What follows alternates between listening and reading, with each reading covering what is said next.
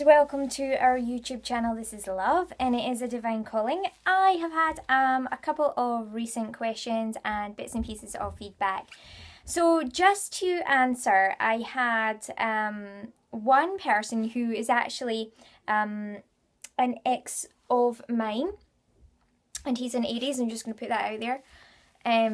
Anyway, so he was basically commenting about last night, and this all stems really from having a picture of a guy up on my profile, which was not about the guy, but the picture was about the fact that, you know, men can be vegan too, and here's why, and here's what they're like, kind of thing. And it was a picture of him making and preparing his significant other some really healthy vegan food.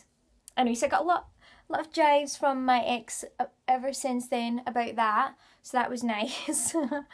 And it's got to the point where he's saying, well, you know, I mean, he's very hunter-gathererish. I tend to find that, yeah, that seems to be like an experience that I've had with guys that are 80s anyway in the past. So he's saying, well, look, you know, when I go out and catch things, it's not for like no reason. They're not going to waste. You know, I'm not going to go into specifics of what he actually said, but when he does hunt, he does use them for eating. I'm like, right, that makes it okay. I'm a vegan, so obviously that's, you know, completely against everything that I stand for. I don't really understand where he's coming from or how this is going to link in to me being vegan and how this really makes any sense. And so, and then he went on further as well, and it was really quite contradictory again. He says, well, listen, I give money too, you know, something to do with animal rights or RSPCA, but then, you know, blah, blah, blah. I'm like, well, that's like the biggest contradiction ever. Like, what is the point in that?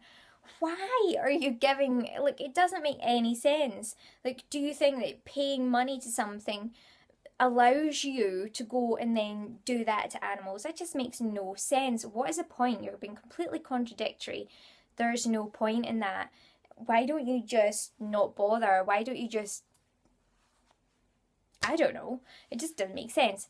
So for me, when you're standing in your core, you're coming from a more mature place, a more like thorough place of understanding and love for yourself and respect, and then therefore you can give that self-love and self-respect. You can also feel that for other beings like animals, and that's why love is so important and why self-love is so important first and foremost, because it's going to be that's going to be able to take you from there to there, from there to there. Okay, it is so essential. That's what allows me to be vegan, and that's what allows me to be able to understand animals and to live in a peaceful environment and peacefully respect and protect animals in that way. So yes, that was an interesting conversation. Okay, so the next one was, how do you go from climbing what seemed like a mountain, so something that really seemed scary or daunting or whatever, and then come to a place where you just feel like there's like a plateau because anything's possible, all goodness is possible. I understand if you've come from a certain way where you've maybe had a huge spiritual awakening, like this, like to go vegan, for example. So you've climbed the mountain, it's felt like a mountain, and now you've done it, and you've achieved this, you know, this calling that you were asked to set forward on. You've achieved it, you're doing that, you're living in it. And he was saying, well, what's next, kind of thing. It's true, you can get to a point where you do feel like you have achieved so much, and how do you redefine things? Well, I think that the key is to appreciate who we are deep down and love ourselves for where we've come from, the journey that we've taken into where we are now, and to love ourselves even more now and just continue to walk step by step in that truth and in that newfound strong inner core that you have, and continue to walk in appreciation, in love each step of the way, and everything will just materialize as it's supposed to, as long as you're standing within that core. Now, some people were also mentioning as well that through the astrology there's lots of Virgo energy at the moment, which is my opposite sign. And that's about being scheduled and having things done and organizing things. So this could be like a way of, you know, setting maybe new goals and new ways of new things that you might want to achieve as a result of having this real strong inner core. Okay, well, what is it now? What do we need to do? What can we actually do? Can we set up a bigger vegan group? For example, this might be something we're going to go for vegan worldwide.